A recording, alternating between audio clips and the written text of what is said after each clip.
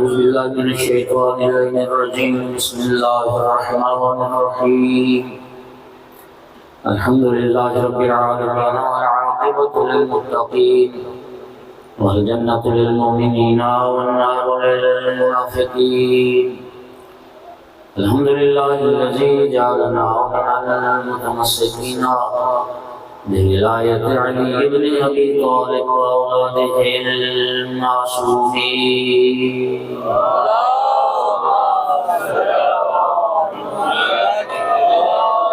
الصلاة والسلام والتحية والإكرام على رسوله الكريم شفيع المذنبين وأنيس الغريبين ورحمة للعالمين.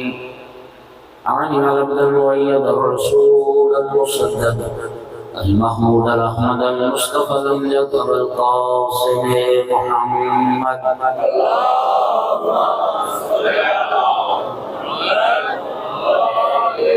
ثم الصلاة والسلام والتحية والإكرام على آله الطيبين الطاهرين المعصومين المنتجبين المنتخبين المظلومين واللعنة الدائمة على أعدائهم الملومين من يوم عداوتهم إلى قيام يوم الدين وبعد يوم الدين. أما بعد، فقال سبحانه وتعالى في كتابه المجيد: بسم الله الرحمن الرحيم. قل إن كان آباؤكم وأبناؤكم وإخوانكم وأزواجكم وعشيرتكم وأموال اقترفتموها وتجارة تخشون كسادها ومساكن ترضونها أحب إليكم من الله ورسوله وجهاد في سبيله فتربصوا حتى يأتي الله بأمره إن الله لا يهدي القوم الفاسقين. صلوات.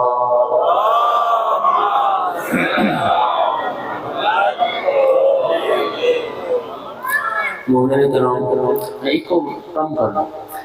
میں نے سورہ مبارکہ توبہ کی آیت نمبر 24 تلاوت کی ہے. یہ بڑے غور سے سنیے گا.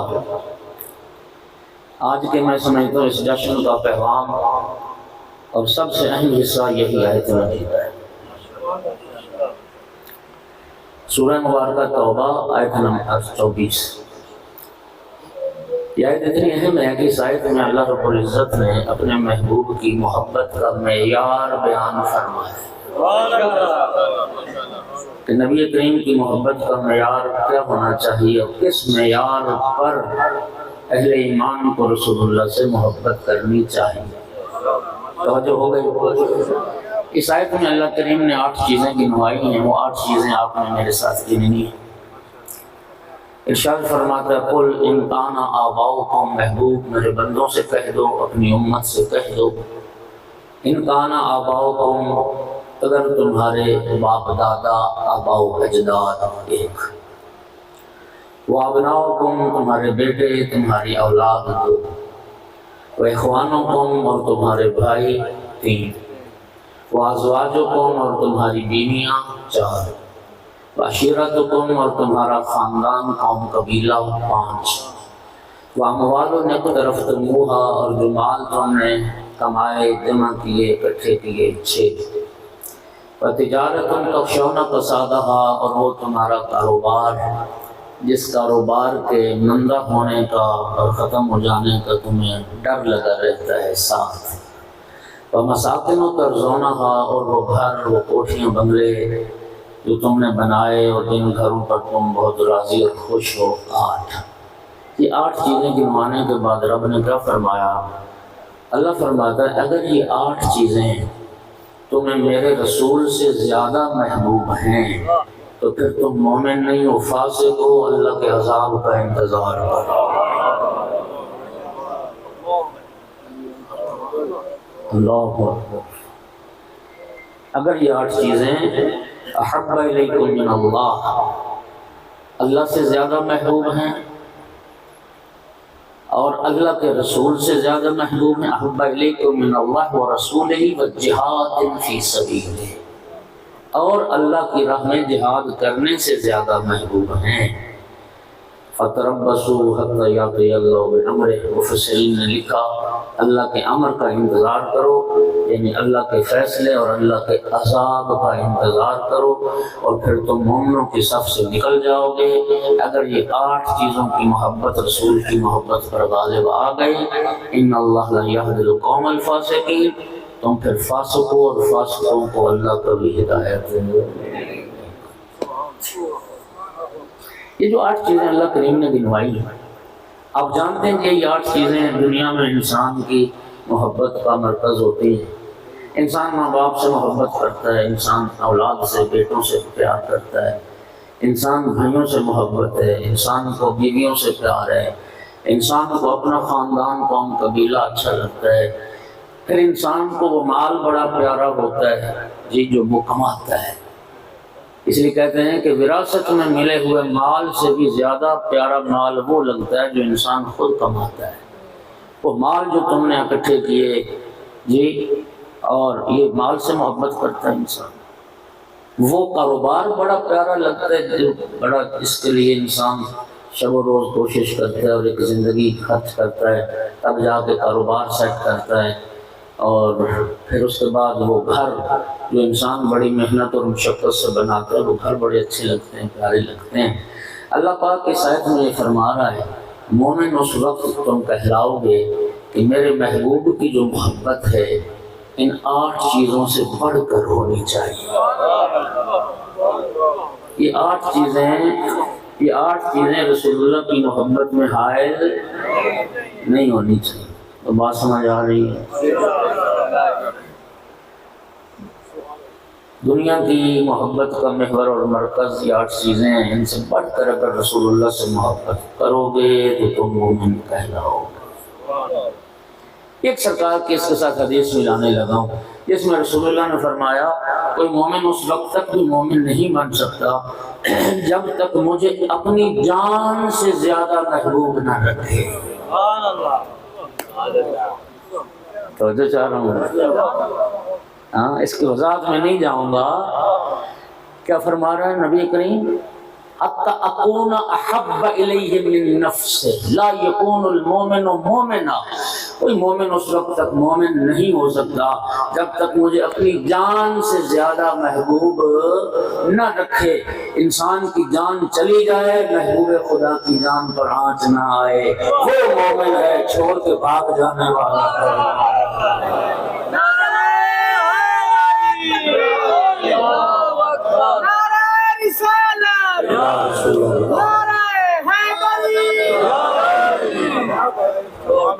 ہر شے سے بڑھ کر محبت رسول اللہ کی ذات سے۔ صحابہ کرام نے سوال کیا، بڑی خوبصورت، آج کا نا یہ تحفہ سامنے، آج کی عید کا یہ تحفہ ہے میری طرف سے، عیدی ہے، یہ جو روایت پیش کر رہا ہوں یہ عیدی ہے۔ خدا کی قسم یہ گہر ہیں، یہ قیمتی، بلکہ میں امام صادق علیہ السلام کے سامنے امام نے ایک حدیث بیان کی اور سننے والا صحابی اتنا خوش ہوا، کہتا ہے مولا کمال ہو گیا، یہ حدیث کیا تھی؟ یہ تو کوئی ایک جوہر تھا، ہیرا تھا۔ امام نے فرمایا ہیرا تو پتھر ہوتا ہے۔ سمجھے ہوتے تھے یہ کائنات سے بڑھ کر کوئی چیز اس کلام نور کی قیمت نہیں ہے۔ اب یہ کرنے لگا ہوں، صحابہ کرام نے سوال کیا یا رسول اللہ آپ اپنی محبت کی کوئی نشانی اور علامت بیان فرما رہے ہیں جس سے ہمارے دلوں کو یہ اطمینان ہو جائے کہ ہم واقعی رسول اللہ کے محب ہیں، ہم واقعی رسول اللہ سے عشق کرنے والے ہیں، اپنی محبت کی کوئی نشانی تو بیان کر رہے ہیں۔ ادھر سائل نے سوال کیا، مولا امیر المومنین رسول اللہ کے پہلو میں تشریف فرما تھے، نبی کریم نے مولا علی علیہ السلام کے کندھے پہ ہاتھ رکھ کے فرمایا میری محبت کی نشانی میرے بھائی علی کی محبت۔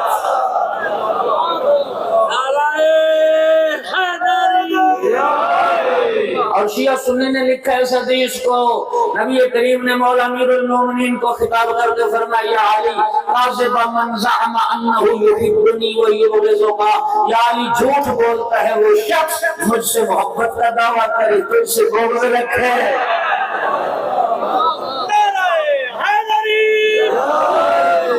یا علی من احبک فقد احبنی ومن احبنی فقد احب اللہ، یا علی جو آپ سے محبت کرے گا وہی مجھ سے محبت کرے گا، اور جو مجھ سے محبت کرے گا وہی اللہ سے محبت کرے گا۔ آل رسول سے محبت، رسول اللہ سے محبت۔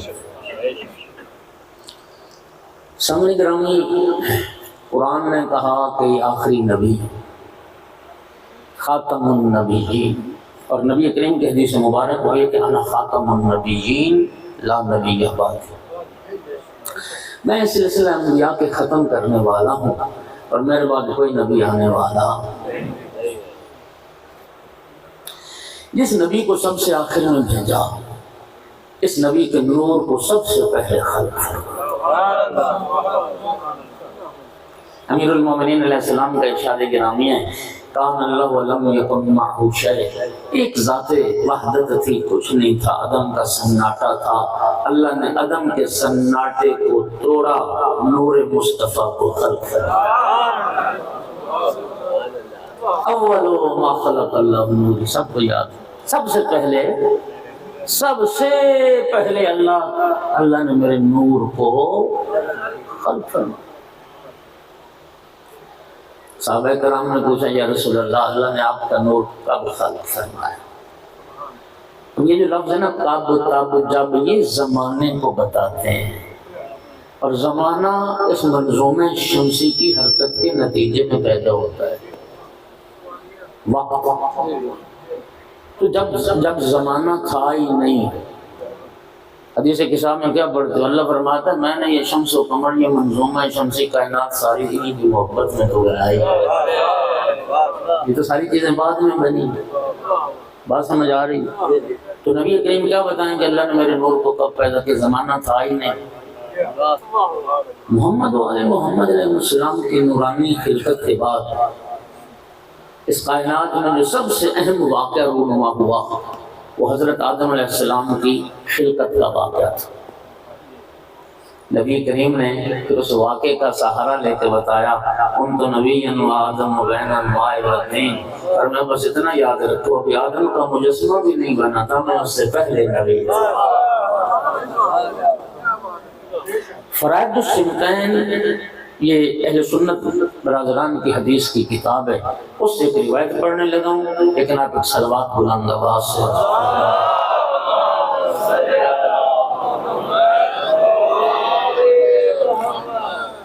روایت یہ ہے کہ اللہ تعالیٰ نے جب حضرت آدم علیہ السلام کے مجسمے میں روح ڈالی، روح داخل کی، اور آدم علیہ السلام دیکھنے سننے سمجھنے کے قابل ہو گئے، تو حضرت آدم علیہ السلام نے بارگاہ رب العزت میں عرض کی، یا رب هل خلقت احدا قبلی من طین، میرا اللہ کیا مجھ سے پہلے بھی کسی کو تو نے مٹی سے پیدا کیا ہے؟ ارشاد پروردگار، وہ آدم تو اس سے پہلے میں نے ایک مخلوق ضرور خلق کی ہے لیکن مٹی سے نہیں۔ مٹی سے نہیں، یار جشن کا تھوڑا سا ماحول تو بناؤ، ٹھیک ہے، میں آپ کی محبتوں کا مقروض ہوں، جی میرا اللہ کیا مجھ سے پہلے کسی کو تو نے مٹی سے بنایا؟ آدم میں نے تو اس سے پہلے ایک مخلوق خلق کی ہے لیکن مٹی سے نہیں۔ پروردگارہ تو پھر کس سے خلق کیا؟ فرمایا نور عظمت سے خلق کیا۔ میرا اللہ اس مخلوق کی زیارت کروا سکتا ہے؟ فرمایا کیوں نہیں، جانب عرش نگاہ کرو۔ آدم علیہ السلام نے جب عرش کی طرف دیکھا، رَأَى خَمْسَةَ أَنْوَارٍ رُكَّعًا وَسُجَّدًا، 5 نور دیکھے جو رکوع و سجود کر رہے ہیں۔ میرا اللہ ان ہستیوں کا تعارف تو کروا، ارشاد ہوا آدم سن ان کا تعارف یہ ہے، لولاہم لما خلقت الجنۃ والنار والعرش والکرسی واللوح والقلم والارض والسماء، آدم اگر میں ان 5 ہستیوں کو پیدا نہ کرتا، نہ جنت ہوتی، نہ دوزخ، نہ زمین ہوتی، نہ آسمان، نہ عرش، نہ کرسی، نہ لوح، نہ قلم، لولاہم لما خلقت، آدم اگر میں ان کو پیدا نہ کرتا میں تجھے بھی پیدا نہ کرتا۔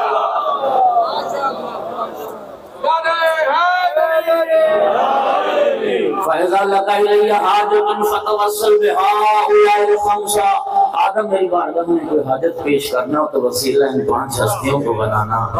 آدم میں کسی کی دعا کو مستجاب کروں گا تو ان کے وسیلے سے، کسی کی حاجت پوری ہوگی تو ان کے صدقے میں۔ آلیت بعزتی و جلالی، اے آدم یاد رکھ مجھے اپنی عزت اور جلال کی قسم، اگر قیامت کے دن کوئی بندہ ایسا آ گیا جس کے دل میں رائی کے دانے جتنا بغض ہوا ان ہستیوں کا، فادخلوا النار ولا ابالی، میں جہنم میں ڈال دوں گا، مجھے پرواہ تک نہیں۔ اور بھائی جب آدم کی حاجت ان کے بغیر پوری نہ ہو تو آدمی کی حاجت کیسے بغیر؟ صلوات پڑھو محمد و آل محمد۔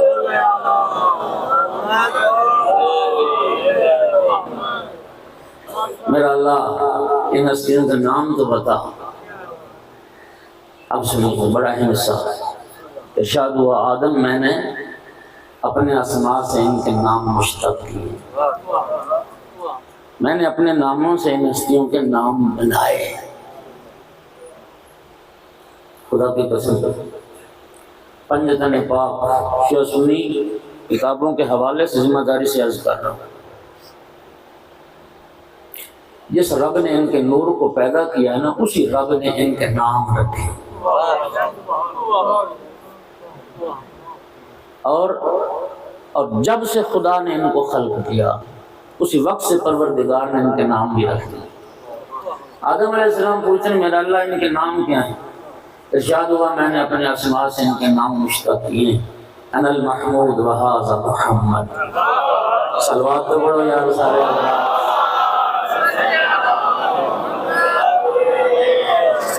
دیکھیے میں حدیث کی کئی بار سنا چکا ہوں مجالس میں، اس کو نا آپ اپنے دل پر لکھ لیں، کبھی نہ بھولا کریں۔ آقا کی حدیث ہے من سامع اسمی ولم یصلی علیہ فقد جفانی، جو میرا نام سن کر مجھ پر درود نہیں پڑھتا تو میرے حق میں جفا کرتا ہے اور ظلم کرتا ہے۔ آپ تو وفادار ہیں، جفاکار نہیں ہیں۔ بلند صلوات پڑھا کریں۔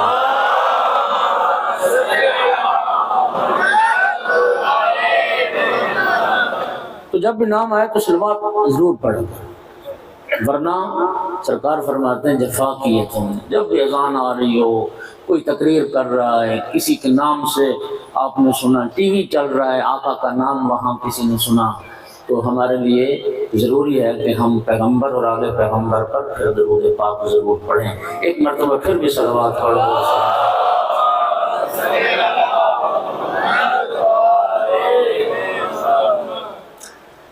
میں محمود ہوں اور اس نور کا نام میں نے محمد رکھا۔ اور آپ یہ نقطہ ہزاروں بار سن چکے، ہزاروں بار۔ علماء تشریف فرمائیں، قبلہ بیٹھے ہیں ماشاءاللہ۔ محمود اور محمد یہ دونوں اس میں مفعول کے صیغے ہیں۔ محمود ثلاثی مجرد ہے اور محمد ثلاثی مزید فی سے ہے۔ وہ باب تفعیل اور باب تفعیل تکثیر اور کثرت کے لیے آتا ہے، ایک معنی اس کا تکثیر ہے۔ اب یہ ثلاثی مجرد اور ثلاثی مزید عربی گرامر کی بات ہے، اس سے آپ کا کیا لینا دینا۔ نتیجے پہ آتا ہوں، محمود کا معنی جس کی تعریف کی جائے اور محمد کا معنی جس کی بہت زیادہ تعریف کی جائے۔ یہ بات آپ نے سنی ہوئی۔ لیکن میں کہتا ہوں کہ ہر مسلمان دن میں کئی بار پڑھتا ہے الحمدللہ رب العالمین، اور کیا معنی لکھا؟ تمام تعریفیں اللہ کے لیے، تمام حمد اللہ کے لیے۔ تو پروردگار ساری حمد تو تیرے لیے، ساری تعریفیں تیرے لیے، تو تیرا نام محمد ہوتا اور جسے بنایا وہ محمود ہوتا۔ ارشاد پروردگار ہوگا، غلطی نہ کرنا، بندے جس کی تعریف کریں وہ محمود ہوتا ہے، میں اللہ جس کی تعریف کروں وہ محمد ہوتا۔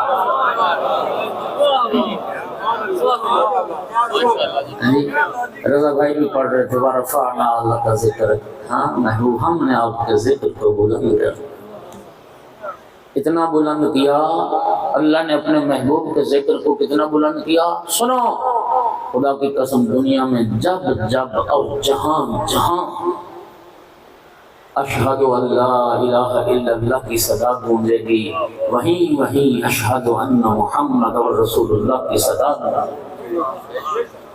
اور مومنین یہ اشہد ان محمد رسول اللہ کا کلمہ جب تک کوئی ادا نہ کرے، اللہ لا الہ الا اللہ پڑھنا بھی قبول نہیں کرتے۔ کیا سمجھے؟ بندہ پلید ہی رہے گا، نجس رہے گا جب تک اشہد ان محمد رسول اللہ اس کی گواہی نہ دے۔ اور نہ صرف دنیا میں، میں روایت کا ذمہ دار ہوں، قیامت کا دن ہوگا، مؤذن رسول جب میدان محشر میں آئیں گے تو مؤذن رسول جناب بلال میدان قیامت میں بھی یہی دو آوازیں بلند کر رہے ہوں گے، اشہد ان لا الہ الا اللہ و اشہد ان محمد رسول اللہ۔ یہ نام اتنا خوبصورت نام ہے۔ وہ پنجابی کے شاعر نے کیا خوبصورت دو مصرے کہتے تھے، کیڑا سونا نام محمد دا، کیڑا سونا نام محمد دا، نہیں کیڑا سونا نام محمد دا، دو بار لبانوں لب چم دے۔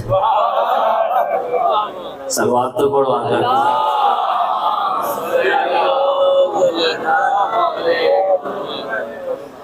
باب الحوائج امام موسیٰ کاظم علیہ السلام نے ارشاد فرمایا لا يدخل الفقر بیتا فی اسم محمد، اس گھر میں کبھی غربت داخل نہیں ہوگی جس گھر میں محمد نام کا بچہ رہتا۔ اور یہ نام گناہگاروں کی شفاعت کا سبب بن جائے۔ شیعہ سنی کے ہاں روایت ہے، میں ذمہ داری سے پڑھ رہا ہوں، قیامت کا دن آئے گا نا، ایک گناہگار بندے کو ملائکہ جہنم کی طرف لے چلیں گے، ارشاد پروردگار ہوگا ملائکہ جہنم نہیں جنت لے جاؤ۔ ملائکہ عرض کریں گے پروردگار ساری زندگی تو تیری نافرمانی میں گزارا ہے، اس کے نام اعمال کوئی نیکی، نام اعمال میں کوئی نیکی نہیں ہے، گناہوں سے بھرا ہوا ہے اس کا نام اعمال، اور تو فرماتا ہے اسے جنت لے جاؤ۔ ارشاد پروردگار ہوگا، رحمت خدا جوش میں ہوگی، رب فرمائے گا ملائکہ تم اس کے اعمال دیکھتے ہو، میں اس کا نام دیکھتا ہوں۔ بولو یار، اس کے ماں باپ نے اس کا نام میرے محبوب کے نام پر محمد رکھا ہے، مجھے اپنے محبوب سے شرم آتی ہے، میں اپنے محبوب کے ہم نام کو جہنم بھیج۔ یہ نام گناہگاروں کی شفاعت کا سبب بن جائیں۔ اور تعجب نہ کرو، چھٹے امام کی حدیث ہے، قیامت کا جب دن آئے گا نا، اللہ کی رحمت اتنی جوش میں ہوگی، امام صادق علیہ السلام فرما رہے ابلیس بھی طمع کرنے لگ جائے گا شاید آج میں بھی بخشا جاؤں، فرمایا مجھے اپنے محبوب سے حیات۔ اب اگر کسی ممکن دوست کے ذہن میں سوال آ چکا ہو یا آ جائے، اس کا جواب دیتا جاؤں۔ دوستو یاد رکھیے، شفاعت کا عقیدہ یہ قرآن کا عقیدہ ہے۔ چھٹے امام نے فرمایا جو تین چیزوں کا منکر ہے وہ ہم میں سے نہیں ہے، جو پیغمبر کی معراج کا انکار کرے وہ بھی ہم میں سے نہیں ہے، جو قبر میں منکر نکیر کے سوالوں کا منکر ہے وہ بھی ہم میں سے نہیں ہے، اور جس نے شفاعت کا انکار کیا وہ بھی ہم میں سے نہیں ہے۔ جو حضرات مدینہ گئے اللہ سب کو مدینہ دکھا ہے، اور زندگی میں بار بار آقا کی زیارت نصیب ہے۔ ریاض الجنہ سے جب نکلتے ہیں نا، پیتل کے جلی حروف کے ساتھ وہاں نبی کریم کی حدیث لکھی ہوئی ہے، قال النبی صلی اللہ علیہ وآلہ وسلم انما ادخرت شفاعتی لأہل القبائر من امتی، آقا فرماتے ہیں میں نے اپنی شفاعت کو ذخیرہ کر رکھا ہے امت کے ان افراد کے لیے جن سے گناہان کبیرہ سرزد ہو۔ توجہ میرے بھائیو، شفاعت برحق ہے، اور ہے گناہگاروں کی شفاعت جو نیکوکار ہیں، اور میرا بھائی جو متقی پرہیزگار ہیں وہ تو خود کئی کی گناہگاروں کی شفاعت کریں گے۔ میں نے ایک جگہ شفاعت کی تو کئی لوگوں کو نا بڑا وہ دل تنگ ہوتے ہیں، وہ چلو جشن کی محفل ہے تو میں ایک بات سنا دیتا ہوں تاکہ آپ کے چہرے ذرا کھل اٹھیں۔ بھئی اللہ تعالیٰ اگر کسی کو معاف کر دے، اپنے سارے حق معاف کر دے، کسی کو کیا تکلیف؟ بولو نا یار۔ لیکن کئی لوگوں کو اس بات کو کوئی تکلیف ہے کہ اللہ معاف کیوں کر رہا ہے۔ وہ کہتے ہیں نا کہ کسی بندے نے وہ عمل کیا تھا، پانی میں کھڑے ہو کے، غریب آدمی تھا، تو 40 دنوں کے بعد حضرت خضر آئے، انہوں نے پوچھا کہ بندہ خدا مانگ کیا چاہتا ہے؟ اس نے کہا یا نبی اللہ غریب ہوں، بھوکھا ہوں، تو کھانے کا بندوبست ہو جائے۔ تو حضرت خضر نے ایک دیگچہ دیا، اور وہاں یہ دیگچہ ایک معجزاتی دیگچہ ہے، تم جو کھانا چاہو گے بس اس کو آرڈر کرو گے، وہ پک کے تیار ہو جائے گا۔ تو اب دیگچہ جو آیا تو اس نے تو بھائی سبیلیں لگا دی، یعنی کن فیکون ہونا تھا، اس نے کہنا تھا، وہ پک جاتا تھا، لوگ کھاتے تھے، دنیا کھاتی تھی۔ ایک آیا تنگ دل، اس کا مہمان بنا، اس نے کہا یار یہ تو بھوکا انسان ہوتا تھا، آج یہاں دنیا لنگر کھاتی ہے۔ اس نے کہا کہ یہ کہانی کیا ہے ساری؟ اس نے کہا بھائی یہ عمل تھا میں نے کیا۔ تو حضرت خضر آئے تو انہوں نے یہ دیگچہ دیا، جو میں اس کو کہتا ہوں وہ پک جاتا ہے، دنیا کھا رہی ہے، اللہ دے رہا ہے۔ تو اس بندے نے بھی وہ عمل شروع کر دیا۔ 40ویں دن حضرت خضر آئے، انہوں نے کہا کہ تو کیا چاہتا ہے؟ اس نے کہا کہ وہ جو دیگچہ دیا وہ واپس لے لو۔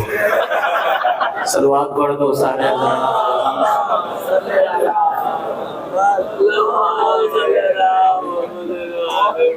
سارے صلوات پڑھو۔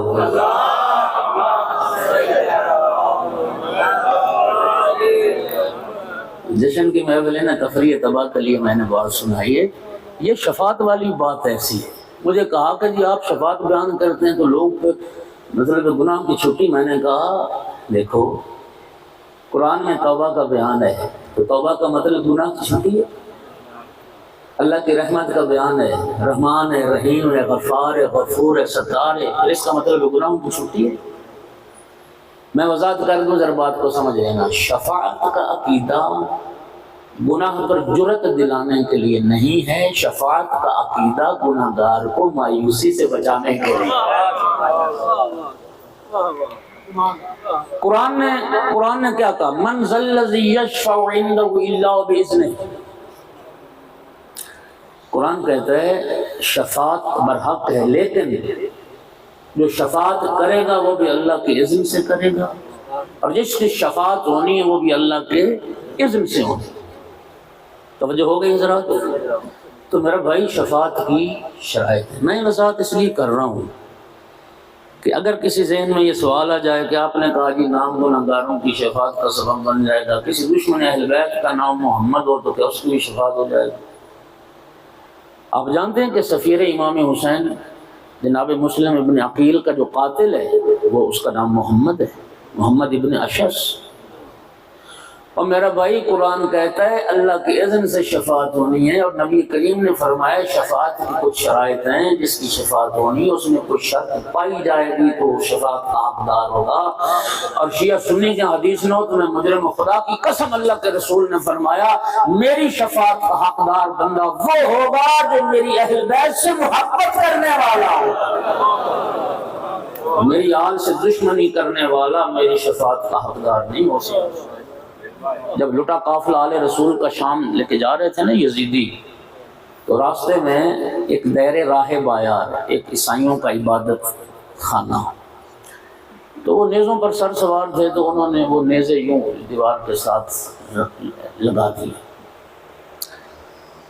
نور کے جلی حروف سے اور دست قدرت سے ایک شعر لکھا گیا، جس کو یزیدی لشکر نے بھی پڑھا، امام حسین علیہ السلام کا جو اسیر قافلہ تھا اس نے بھی پڑھا، اور پھر وہ شعر وہاں سے ہوتا ہوتا تاریخ اور مقتل کی کتابوں میں آ گیا۔ تو دست قدرت سے لکھا گیا تھا شعر، اترج امت قتلت حسینا شفاعت جدہ یوم الحساب۔ وہ شعر یہ تھا کہ جس امت نے امام حسین علیہ السلام کو قتل کیا، کیا وہ امت بھی حسین کے نانا کی شفاعت کی امید رکھتی ہے؟ اور بھائی آل رسول کے قاتل اور آل رسول سے دشمنی کرنے والوں کو شفاعت رسول نصیب نہیں ہوگی۔ رسول اللہ کی شفاعت کا حقدار وہی بنے گا جو آل رسول کا حقدار بھی ہو، آل محمد کا وفادار۔ بات لمبی ہو گئی۔ انا المحمود وهذا محمد، انا العلا وهذا علی، انا فاطر السماوات وهذه فاطمہ، انا المحسن وهذا الحسن، انا قدیم الاحسان وهذا الحسین۔ پنجتن پاک کی ذات کے بلند صلوات۔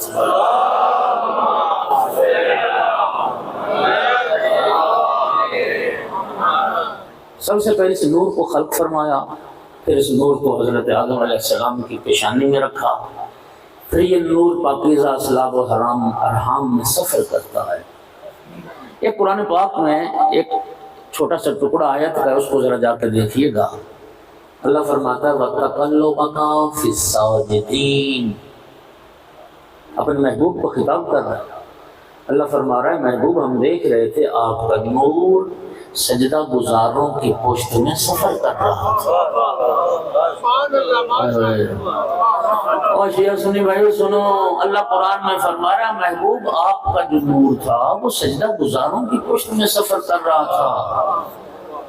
اس آیت سے ہمارے علماء نے ائمہ نے استدلال فرمایا، قرآن کی آیت دلیل ہے کہ نبی پاک کے جو امہات اور آبا کا جتنا سلسلہ ہے، یہ سلسلہ نسب سب کا سب طیب و طاہر سلسلہ، یعنی جناب آمنہ سلام اللہ علیہ سے لے کر جناب حوا سلام اللہ علیہ تک ہر ماں باپ، اور جناب عبداللہ علیہ السلام سے لے کر جناب آدم علیہ السلام تک ہر باپ باپ۔ اور قرآن یہ کہتا ہے کہ سب کے سب توحید پرست اور سب کے سب رب کو سجدہ کرنے والے۔ اب اگر کوئی بدبخت پیغمبر کے آبا و اجداد کے متعلق ان کے کافر اور مشرک ہونے کا عقیدہ رکھتا ہے، وہ ملعون خود کافر ہے، رب ان کے توحید پرست ہونے کی گواہی دے۔ اللہ پیغمبر کے آبا و اجداد کے سجدہ گزار ہونے کی، توحید پرست ہونے کی گواہی دے۔ یہ نور سفر کرتا کرتا جب حضرت عبد المطلب علیہ السلام کی صلب میں پہنچا تو دو حصوں میں تقسیم ہو گیا۔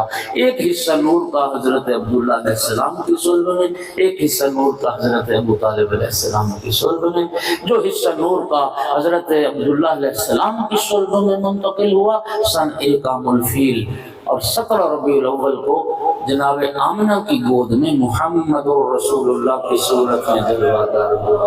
صلوات سارے بلند آواز سے۔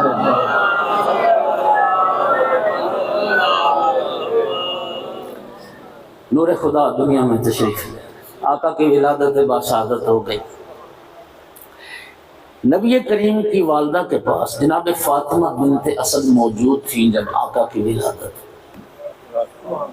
جناب فاطمہ بنت اسد صلوات اللہ علیہ اٹھیں، حضرت ابو طالب علیہ السلام کی خدمت میں آئیں، سرکار آپ کو مبارک ہو، اللہ نے آپ کو بھتیجا عطا فرمایا، آپ کو بھتیجا عطا فرمایا، اور ایسی شان و شوکت والا بھتیجا کہ جن کے آنے سے یہ دنیا جگمگا اٹھی، جن کے آنے سے اتنا نور پھوٹا، کائنات منور ہو گئی۔ اور ہم نے، میں نے اور آمنہ میں مکہ میں بیٹھ کے یمن اور شام کے محلات کو دیکھ لیا۔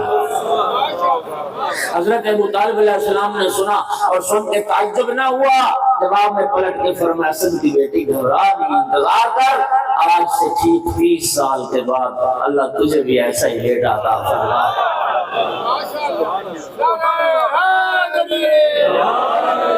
نور کا دوسرا حصہ جو حضرت ابو طالب علیہ السلام کے صلب میں منتقل ہوا سن 30 عام الفیل 13 رجب المرجب کو عین جوف کعبہ میں علی ولی اللہ کی صورت میں جلوہ دار۔ توجہ نہ کرو، پیغمبر کی متفق علیہ حدیث ہے انا و علی من نور واحد، میں اور علی ایک ہی نور کے دو حصے۔ یہاں چونکہ میلاد تھا تو میلاد تک تو میں پہنچ گیا۔ اب میری تقریر کا اگلا جو خوبصورت حصہ ہے وہ شروع ہونے والا ہے۔ توجہ ہو رہی ہے؟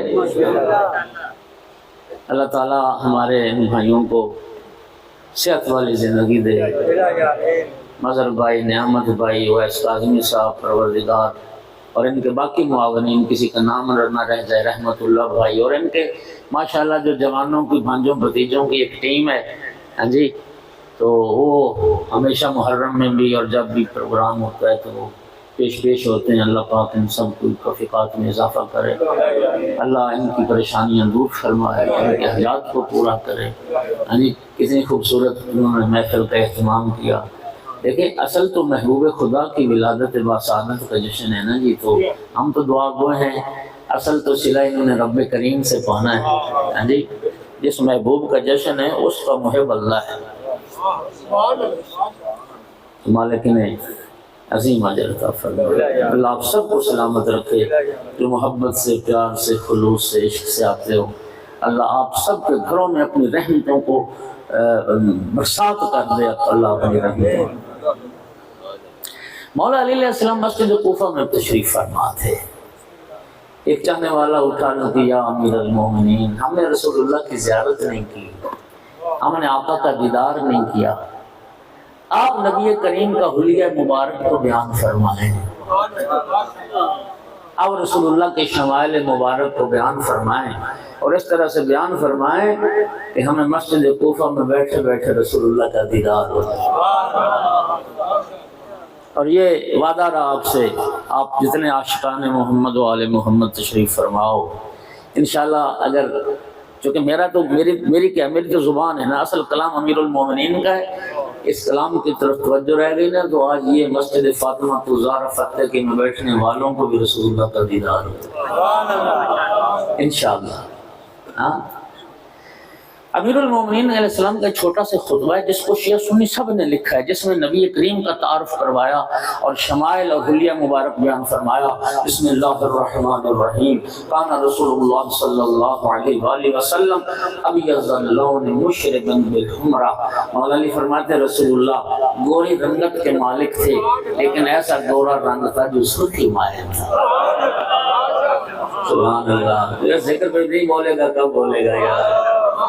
نبی کریم سرخی مائل گورا رنگ تھا، ادعج العینین موٹی اور سیاہ آنکھیں تھی، سہل خد ذا وفرا آقا کے رخسار روشن اور چوڑے تھے، آقا کے رخسار روشن اور چوڑے تھے. قص اللحیہ ریش مبارک ڈھنی تھی، کأن عنقہ ابریق فضہ، اور آقا کی گردن مبارک چاندی کی سراہی کی طرح چمک رہا. سرکار کی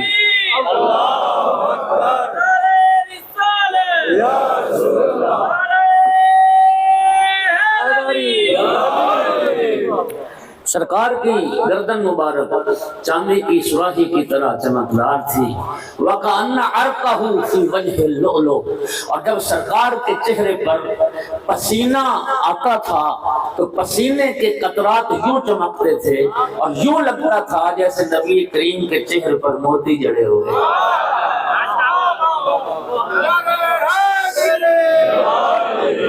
سرکار کے چہرے پر پسینہ موتیوں کی طرح چمکتا تھا.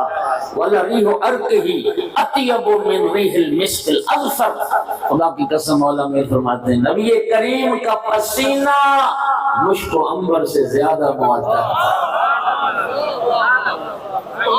نبی کریم کا پسینہ کستوری سے مشک و عنبر سے زیادہ معطر تھا. ایک طبقہ جو کہتے ہیں نبی ہم جیسے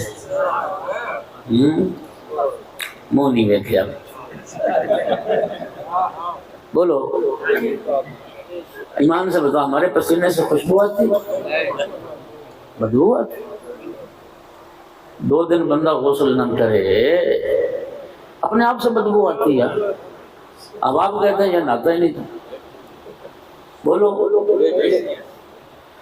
مولا امیر المومنین علیہ السلام نے نہج البلاغہ میں انسان کی بیچارگی کا تذکرہ دیا ہے، اور یہ کلام پہلے شاید میں نے سنایا ہوا ہے آپ کو. مسکین ابن آدم، اور امیر المومنین فرماتے ہیں فرزند آدم بڑا بیچارہ ہے، مسکین ہے.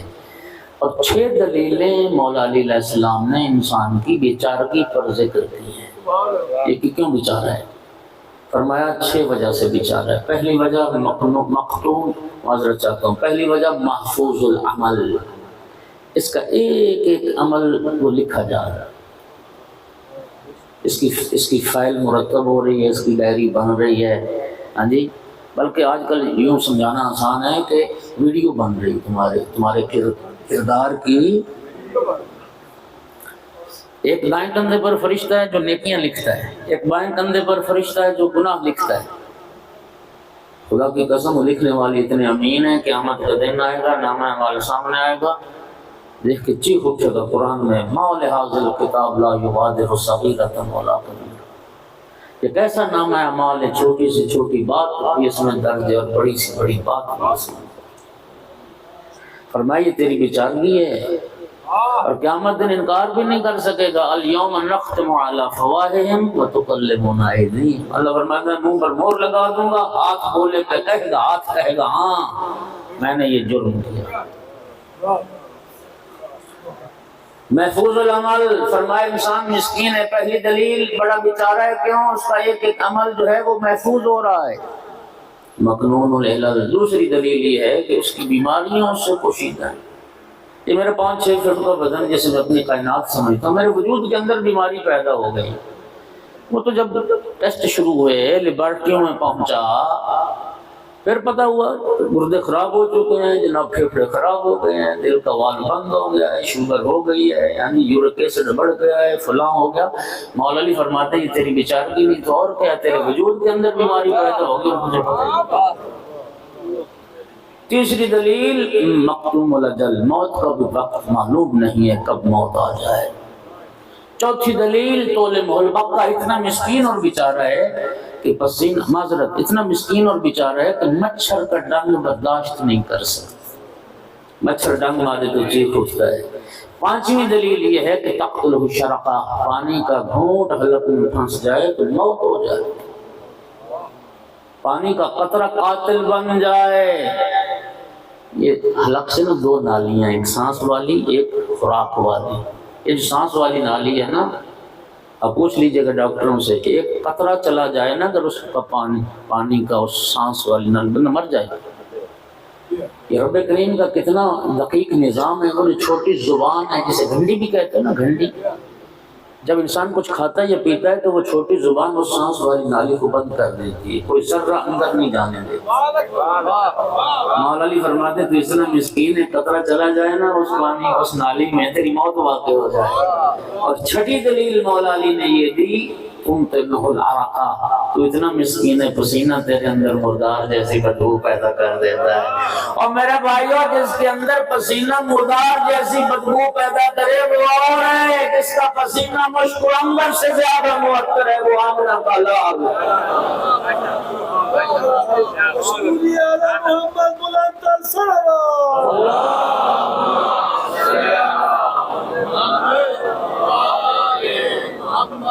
آپ آقا کی سیرت میں پڑھ لیں، جب پسینہ آتا تھا نہ نبی کریم کے چہرے اقدس پر، خدا کی قسم صحابہ کرام ایک دوسرے پر سبقت حاصل کرتے تھے اس پسینے کو حاصل کرنے کے لیے۔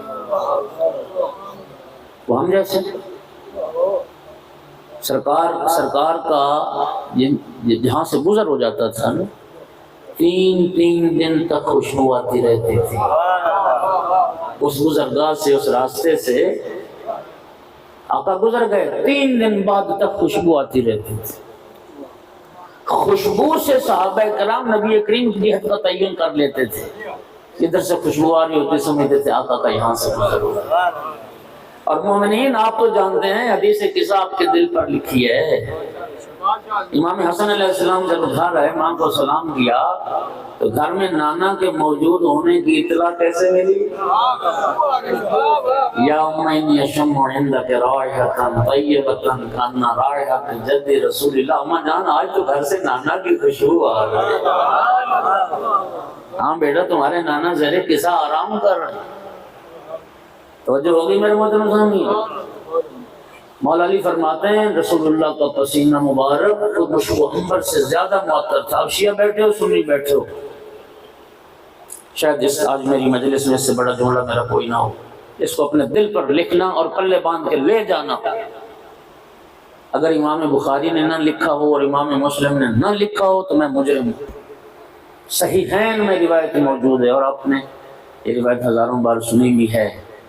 ام المومنین حضرت عائشہ فرماتی ہیں کہ کلما جاءت فاطمۃ علی ابیہا فقام الیہا رسول اللہ، جب بھی بی بی پاک صلوات اللہ علیہ بابا کے پاس آتی تھی، نبی کریم کھڑے ہو کر آگے بڑھ کر بیٹی کا استقبال کرتے تھے، رحبا بہا، مرحبا کہتے، خوش آمدید کہتے، جی آیا نو کہتے، اخذ بیدیہا فقبل یدیہا، پھر رخت جگر کے ہاتھوں کو پکڑ لیتے، اور قبلہ باب تفیل ہے، قبلہ قبلہ کا معنی صرف بوسہ دینا نہیں، قبلہ یدیہا چومتے رہتے۔ بیٹی کے ہاتھ پکڑ کے کبھی یوں چومتے، کبھی یوں چومتے، کبھی یوں چومتے، بوسہ دیتے رہتے۔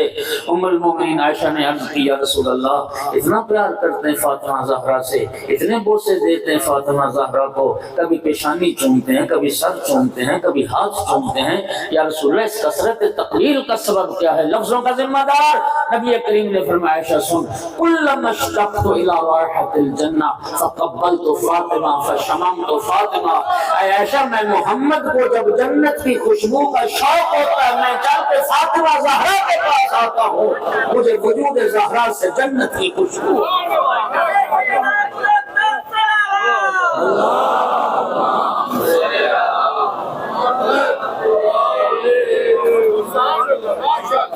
جس کا اپنا پسینہ مشک و عنبر سے زیادہ معطر تھا، عائشہ کلما اشتقت الی رائحۃ الجنہ فقبلت فاطمہ فشممت فاطمہ۔ اے عائشہ میں محمد کو جب جنت کی خوشبو کا شوق ہوتا ہے میں چل کے فاطمہ زہرا کے پاس آتا ہوں، مجھے وجود زہرا سے جنت کی خوشبو۔ جن کا اپنا پسینہ مشک و عنبر سے زیادہ معطر تھا، انہیں جب وہ بہشت کا شوق ہوتا تھا چل کے اپنی سیدہ طاہرہ لخت جگر کے پاس آتے تھے اور فرماتے تھے مجھے جنت کی خوشبو آتی ہوئی۔ اور پھر ان لفظوں پر مولا امیر المومنین نے بات ختم کر دی، لم ارى مثل قط لا قبلہ ولا بعدہ۔ مولا علی فرماتے ہیں میں نے مصطفیٰ جیسا کبھی نہ دیکھا، نہ ان سے پہلے دیکھا نہ ان کے بعد۔ حسان بن ثابت نے یہی تو کہا تھا، احسن منک لم تر قط عینی اجمل منک لم تلد النساء، خلقت مبرئا من کل عیب کأنک قد خلقت کما تشاء۔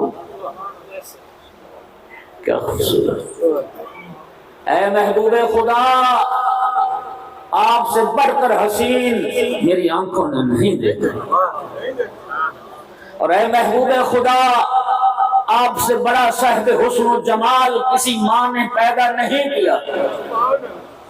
خلقت مبرئا من کل عیب، اے محبوب خدا آپ کو اللہ نے ہر عیب سے پاک کیا ہے۔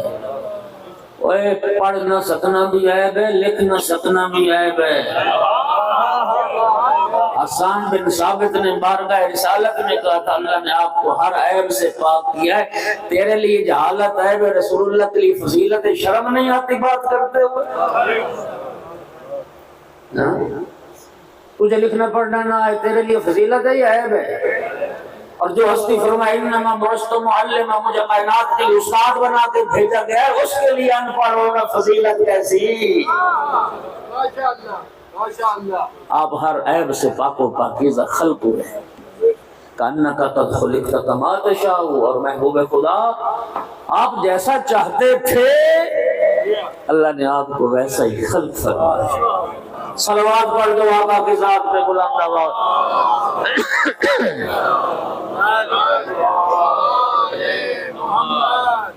توجہ ہوگی میرے محترم صاحب؟ اللہ کریم آپ کو جزائے خیر عطا فرمائے۔ بس میں آپ کی محبت کا ناجائز فائدہ نہ اٹھاؤں، میں نے اپنے آخری مرحلے پہ آ گیا ہوں، اور آخری مرحلے پہ میں نے 3 باتیں کرنی۔ ایک تو یہ کرنا ہے کہ اس آقا کا ہم میلاد مناتے ہیں، یہ نبی کریم کیوں آئے تھے، آقا کے تشریف لانے کی غرض کیا تھی۔ خود نبی کریم کے کلام سے 2 حدیث پڑھتا ہوں جس سے پتہ چلے گا کہ نبی کریم کے آنے کا مقصد کیا تھا۔ پہلا وہی حدیث جو بھی میں نے پڑھی، انما بعثت معلما، فرمایا مجھے معلم بنا کے بھیجا گیا ہے، مجھے استاد بنا کے بھیجا گیا ہے۔ معلم، رسول اللہ فرماتے ہیں مجھے معلم بنا کے بھیجا گیا ہے۔ ہاں جی، لوگ کہتے ہیں لکھنا پڑھنا جانتے ہیں، وہ کہتے ہیں میں کائنات کا استاد بن کے آیا ہوں۔ جی، امام محمد تقی علیہ السلام سنا،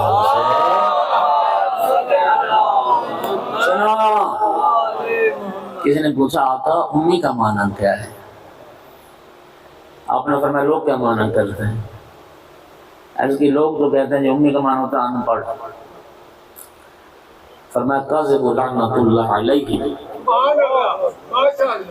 جھوٹ بولتے ہیں خدا کی ان پر لعنت ہو۔ میرے جد رسول اللہ دنیا کی 72 زبانوں میں لکھنا بھی جانتے تھے۔ تو بھائی جو رسول یہ فرمایا انا مدینہ العلم وعلم بابها، میں شہر علم ہوں تو لکھنا پڑھنا علم ہے یا نہیں؟ یہ تو ساری مشکل نبی پاک نے خود حل کر دی، مسلمان وہ حل کی طرف گئے نہیں۔ آقا نے فرمایا میں شہر علم ہوں، علی اس کا دروازہ ہے۔ جملہ سنو شیعہ سنی بھائیو، نبی کریم نے اگلا جملہ کیا فرمایا؟ فرمایا قَذَّبَ مَنْ زَعَمَ أَنَّهُ يَدْخُلُ الْمَدِينَةَ مِنْ دُونِ الْبَابِ، جھوٹ بولتا ہے وہ شخص جو یہ خیال کرے کہ بغیر دروازے کے شہر چلا جائے گا۔ نعرہ حیدری، اگر سارا کچھ تمہیں دروازے سے مل جائے، وہ یار نہ لکھا زندگی میں یہ تمہارے سامنے کتاب نہیں پڑھی تو اس کا یہ مطلب تھوڑی تو انہیں لکھنا پڑھنا آتا نہیں، اللہ انہوں نے معلم بنا کے بھیجا۔ توجہ ہو رہی ہے؟ تو میرے بھائیوں پورا آپ ظاہر جو عشرہ میں شریک ہوتے رہے، عشرہ محرم میں بھی میرا یہی موضوع تھا۔ نبی پاک یہ چاہتے تھے کہ میری امت جاہل نہ رہے، نبی پاک یہ چاہتے تھے میرا ہر امتی پڑھا لکھا ہو۔ اسی لیے تو فرمایا تھا اطلب العلم من المہد الی اللحد، اس کا کیا معنی ہے؟ آقا فرماتے تھے، رسول اللہ چاہتے تھے میرا ہر امتی ماں کی گود سے لے کر قبر تک علم حاصل کرے۔ یعنی آقا کی خواہش تھی ساری زندگی مصطفیٰ کی امت طالب علم رہے۔ ایک تو علم دینا، لیکن بس وہی دکھ ہے کہ سب سے جاہل اقوام عالم کے مقابلے میں، سنو جوانوں دوستو، اقوام عالم کے مقابلے میں سب سے جاہل قوم مسلمان شمار ہوتے ہیں علم کے لیے۔ تو اقبال نے کیا کہا؟ پہلی وحی کیا تھی؟ اقرأ بسم ربک الذی خلق۔ اقبال کہتا ہے افسوس کہ تعلیم و ترقی میں ہے پیچھے اس قوم کا آغاز ہی اقرأ سے ہوا تھا۔ اور دوسری غرض کیا تھی؟ ایک تو تعلیم دینا، دوسری غرض یہ تھی انما بعثت لأتمم مکارم الاخلاق۔ رسول اللہ فرماتے تھے میں بد اخلاق لوگوں کو باخلاق بنانے ہوں، میں کردار سازی کے لیے آیا ہوں، اخلاقیات کی معراج تک پہنچانا چاہتا ہوں۔ اس لیے تو خود اللہ پاک نے اپنے محبوب کو خلق عظیم کی منزل پر فائز فرمایا، اور اللہ تعالیٰ نے نا ہر عظیم شے اپنے محبوب کے لیے رکھی ہے۔ انک لعلی خلق عظیم، محبوب تیرا اخلاق بھی عظیم، کان فضل اللہ علیک عظیما، اللہ کا تجھ پر فضل بھی عظیم، وَلَقَدْ آتَيْنَاكَ سَبْعًا مِنَ الْمَثَانِي وَالْقُرْآنَ الْعَظِيمَ، اور ہم نے سورہ فاتحہ دی اور وہ قرآن دیا جو عظیم قرآن ہے۔ تو نبی پاک چاہتے تھے بد اخلاق نہ بنے میری امت، اخلاق کی معراج، گالی گلوچ نہ ہو، لڑائی جھگڑا نہ ہو، دنگا فساد نہ ہو، ہاں جی، خیانت نہ ہو، ملاوٹ نہ ہو، دو نمبری نہ ہو، کرپشن نہ ہو۔ اور آج خیر سے علم میں پیچھے، عمل میں پیچھے، اخلاقیات میں پیچھے، کرپشن میں نمبر 1 پاکستانی۔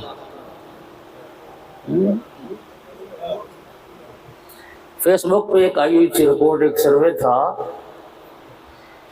کہ کن ملکوں میں واقع اسلام ہے، 160 نمبر تک ہمارا ملک شامل نہیں ہوا۔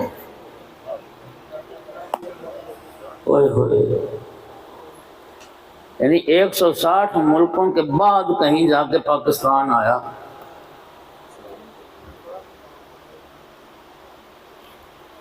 ہر گناہ ادھر ہے، ہر 2 نمبر ادھر ہے۔ یہ جو میں تو یقین کریں حیران ہوتا ہوں، یہ تھانے کچہریاں، ہماری کچہریاں اتنی آباد و شاد ہیں نا، یہ ہماری کچہریوں کا آباد ہونا دلیل ہے کہ ہم بد اخلاق ہیں، بد تہذیب ہیں۔ اگر قوم با اخلاق اور بد تہذیب ہوتی تو کبھی وکیلوں کا تو کاروبار ختم ہو جاتا۔ ہاں جی، ایک چھوٹے 4 وکیل نکل دینا، کیوں؟ اس واسطے کہ ہمارے معاشرے میں گناہ اتنے زیادہ، لڑائیاں، جھگڑے، فساد، دنگے، وکیل وکیل وکیل وکیل وکیل۔ توجہ ہو رہی ہے؟ میرے خیال میں کوئی وکیل بیٹھا ہے تبھی ہم سے ہیں سارے لوگ چلو جی میں آپ کا کاروبار ٹھپ کرنے نہیں آیا، ہاں جی خیر سے ٹھپ ہوگا بھی نہیں، ٹھپ اس دن ہو جائے گا جس دن پیغمبر کی امت بااخلاق بن جائے، جس دن ان کے اندر صبر آ جائے گا، جس دن ان کے اندر برداشت پیدا ہو جائے گی، جس دن ان کے اندر اثار کا جذبہ آ جائے گا، عفو درگزر کا جذبہ آ جائے گا۔ اب دیکھو نا جی، ہم سارے کہتے ہیں جی نبی کریم کے اخلاق کریمہ سے سب سے بڑھ کر جو ایک صفت نمایاں تھی وہ نبی کریم کا عفو درگزر ہے، معاف کرتے ہیں۔ وہ لوگ اپنے ظالموں کو، قاتلوں کو، دشمنوں کو نبی کریم نے معاف کیا یا نہیں کیا؟ جب مکہ فتح ہوا تھا نا، سنو یار سنو، سرکار کا میلاد منا رہے ہو، پھر پتہ نہیں تمہیں قابو آنا ہے کہ نہیں؟ صلوات تو پڑھ دو سارے۔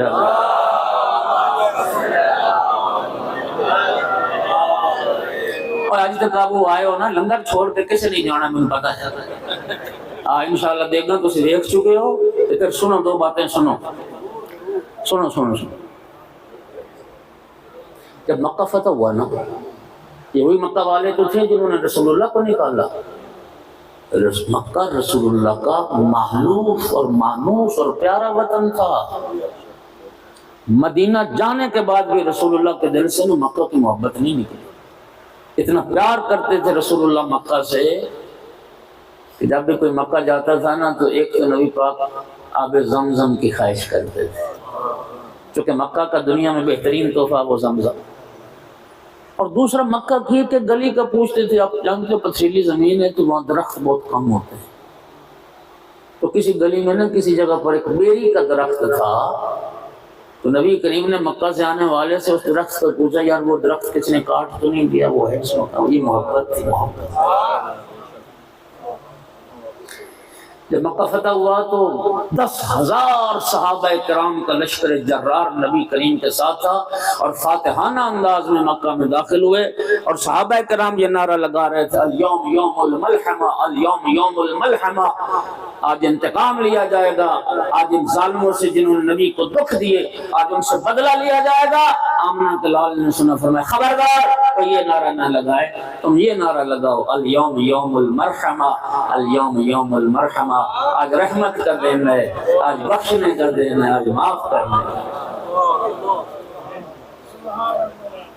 وہ یار دشمن گالیاں دینے والے، کوڑا پھینکنے والے، مکہ سے نکالنے والے، جان کے خون کے پیاسے، سارے قاتل کھڑے ہیں سامنے، سارا ابو سفیان اور ابو سفیان کا خاندان غلام کی حیثیت سے کھڑا تھا، یہی سب سے زیادہ اصلی دشمن تھے پیغمبر کے اور اسلام کے اور مسلمانوں کے اور قرآن کے، یوں کھڑے تھے سر جھکائے، یہ اب پیغمبر کے غلام تھے، غلام۔ سنو ذرا بات سنو، یہ کون تھے؟ پیغمبر کے غلامہ دا سرداران اور مقابلہ کرنا تواڈی شرافت نو میں سبحان۔ سرکار نے فرمایا سر جھکائے کھڑے تھے دشمن، آج پیغمبر غالب سے ان پر فاتح کی حیثیت سے کیا توقع رکھتے ہو مجھ سے؟ آج مجھ سے کیا امید رکھتے ہو؟ کسی ایک اہل مکہ نے جو بڑا دانا تھا اس نے کہا ہمیں آپ سے وہی توقع ہے جو برادران یوسف کو یوسف سے۔ خدا کی قسم عالمین کی رحمت نے جب یہ سنانا فرمایا لا تثریب علیکم اليوم، تو میں جاؤ میں نے سب کو معاف کیا، کسی سے کوئی انتقام نہیں لیا جائے گا۔ اچھا اب غلام تو تھے، یہ آمنہ کے لال کی کریمی دیکھو، جس طرح طلاق کا صیغہ ہوتا ہے نا، صیغہ پڑا جائے تو طلاق ہو جاتی، بیوی نہیں رہتی، جو غلام ہوتا ہے نا، غلام کی غلامی کو ختم کرنے کے لیے حریت کا صیغہ پڑھا جاتا ہے۔ اگر کسی غلام کا آقا وہ صیغہ پڑھ دے تو غلام کو غلامی سے آزاد کر دے گا۔ نبی کریم نے وہ صیغہ پڑھ دی انتم طلقاء، تم میرے غلام تھے، جاؤ میں نے تمہیں غلامی سے بھی آزاد کر دیا، میں نے تمہیں غلامی سے بھی۔ یہی تو نبی کی بیٹی نے جب یزید کے دربار میں خطبہ پڑھا تھا، اس میں پہلا جملہ یہی تو کہا تھا من العدل یبنت طلقا تقدیروں کا حرائرہ کا و اماق و سوقوں کا بنات رسول اللہ سبایا وہ ہمارے آزاد کردہ لوگوں کی اولاد، ہمارے آزاد کردہ غلاموں کی اولاد، کیا تیرا یہ عدل ہے؟ تو نے کنیزوں کو پردے میں بٹھا رکھا ہے، نبی کی بیٹیاں قیدی بنا کے بازاروں میں درباروں میں۔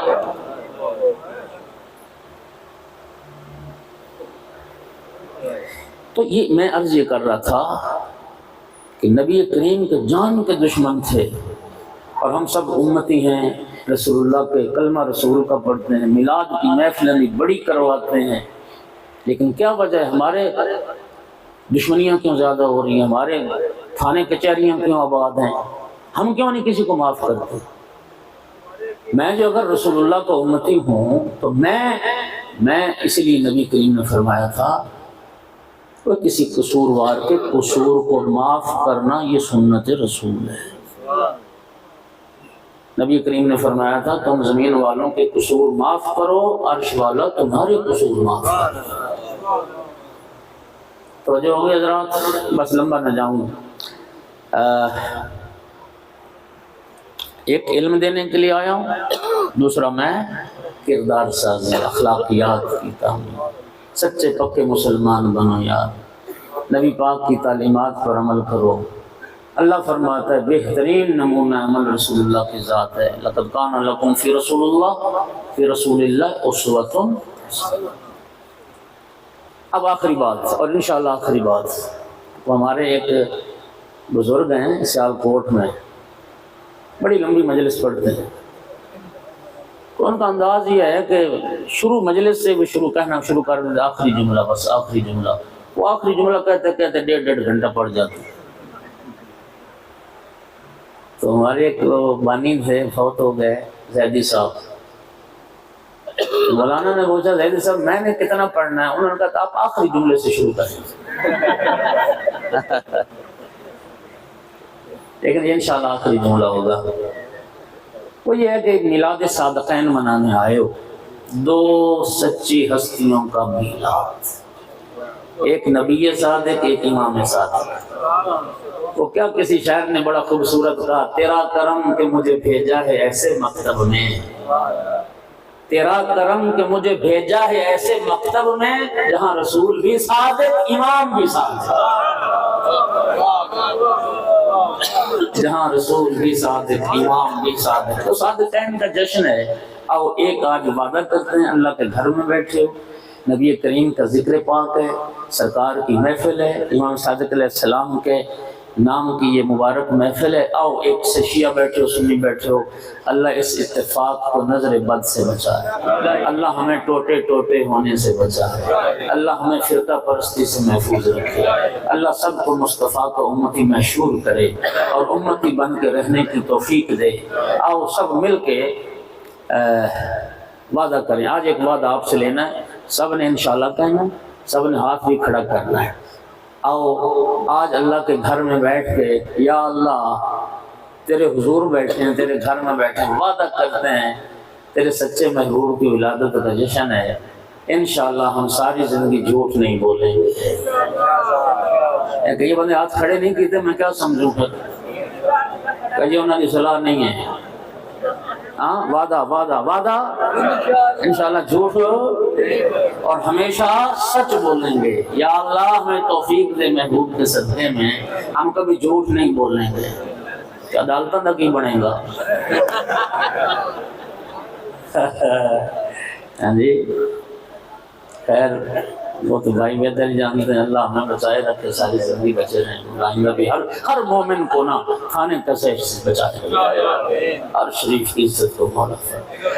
تو بھائیو سچوں کو ماننے کا مزہ تو تب بھی ہے نا، سچوں کو ماننے کا یہ مطلب تھوڑی ہے کہ نعرے لگا کے غلام ہے رسول کے غلام ہے، کل اتنے دکان پہ جا کوئی جھوٹ بولنا، تو دوستوں کی محفل سے جھوٹ، ٹبری نال بھی جھوٹ، بچیاں نال بھی جھوٹ۔ اس لیے تو کہہ رہا ہوں نا، اللہ کریم سے ہمیں مدد مانگنی چاہیے۔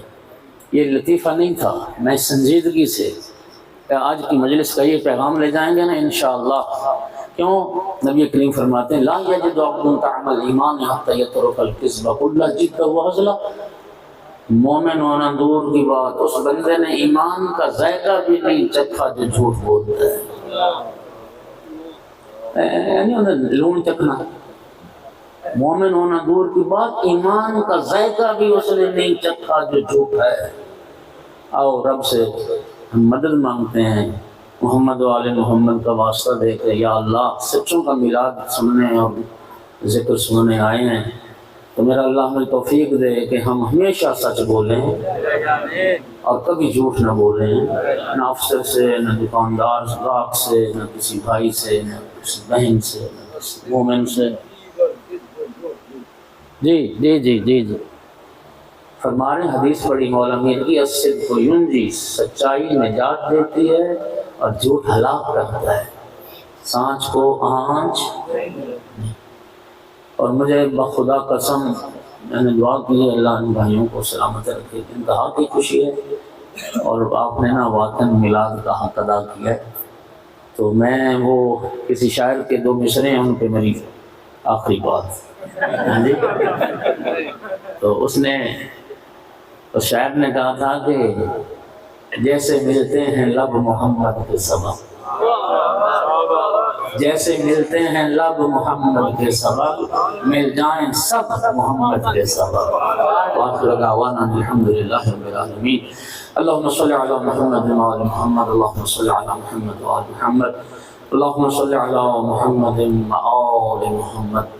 کریم پروردگار بحق محمد و آل محمد